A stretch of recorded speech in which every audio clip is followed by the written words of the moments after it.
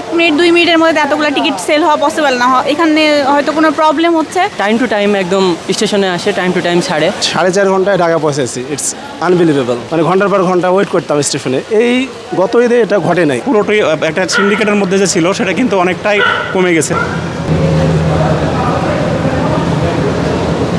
ঈদ একটা অন্যরকম জিনিস, যেটার জন্য আর কি একটা এক্সাইটমেন্ট আছে যে বাসায় যাবো, সবার সাথে ঈদ পালন করব।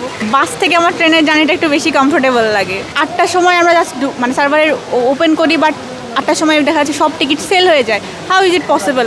কারণ মানে 1 মিনিট 2 মিনিটের মধ্যে এতগুলো টিকিট সেল হওয়া পসিবল না। এখানে হয়তো কোনো প্রবলেম হচ্ছে, এই জন্য আর কি। তো জানি না এখানে কি কাহিনী, তো এটা একটু দেখা উচিত আর বগি আর একটু বাড়ানো উচিত, তাইলে আর কি বেটার হয়।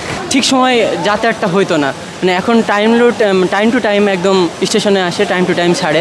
মানে এই দিক দিয়ে আমরা হচ্ছে মানে সময়ের যে নষ্টটা সেটা হচ্ছে না। আগে যেভাবে ছিল এখন ওটাই আছে, কিন্তু পরিবর্তন যেটা হয়েছে আমার ব্যক্তিগত মতামত যেটা, সেটা হচ্ছে আমি রাজশাহী থেকে আসি।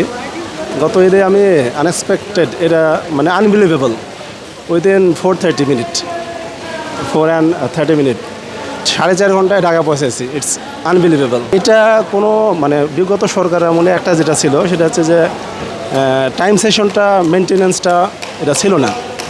ঈদ মানে একটা হেফাজত অবস্থা। এই ঈদে জামা জুতো অ্যাক্সেসরিজের ডিসকাউন্ট। মানে ঘন্টার পর ঘন্টা ওয়েট করতাম স্টেশনে। এই গত ঈদে এটা ঘটে নাই। এখন এই ঈদে এটা ঘটবে কিনা জানি না। অনলাইন টিকিটিং যে ব্যবস্থাটা, এটা আমার মনে হয় এখানে একটু সরকারের একটু দেখার একটু আছে মনে হয়।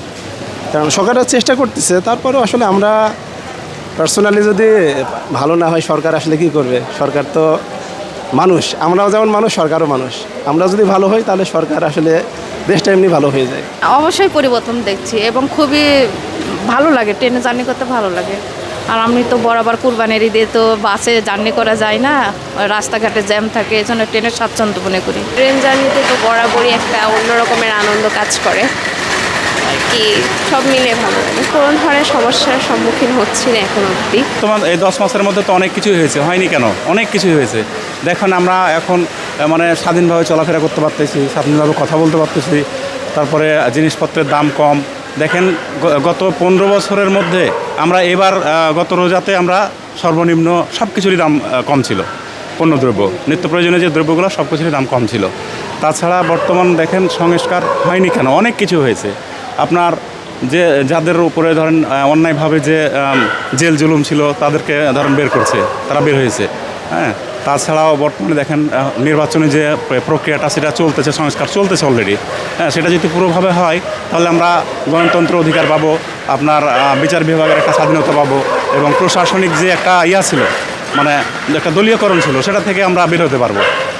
আমি বর্তমানে যেটা দেখছি, ট্রেনের টিকিটটা পুরোটাই একটা সিন্ডিকেটের মধ্যে যে ছিল সেটা কিন্তু অনেকটাই কমে গেছে। প্রত্যেকটা প্যাসেঞ্জার যেন ভোগান্তি না হয়, বিশেষ করে ট্রেনে ওঠার সময়, বা আপনার যে একটা সিন্ডিকেট ছিল সেই সিন্ডিকেটটা যেন আর না থাকে। টিকিটের পর্যন্ত এরকম আমার চোখে পড়েনি। যদিও আমি যাচ্ছি না, আমি পরে যাচ্ছি, আমার ফ্যামিলি পাঠিয়ে দিছি, আমি যাবো 5 তারিখে। কিন্তু এখন পর্যন্ত যে কোনো অস্থিতিশীল পরিবেশ আমার চোখে পড়েনি এখন পর্যন্ত। আমার তো মনে হচ্ছে যে না, অনেকটাই স্বাভাবিক আছে।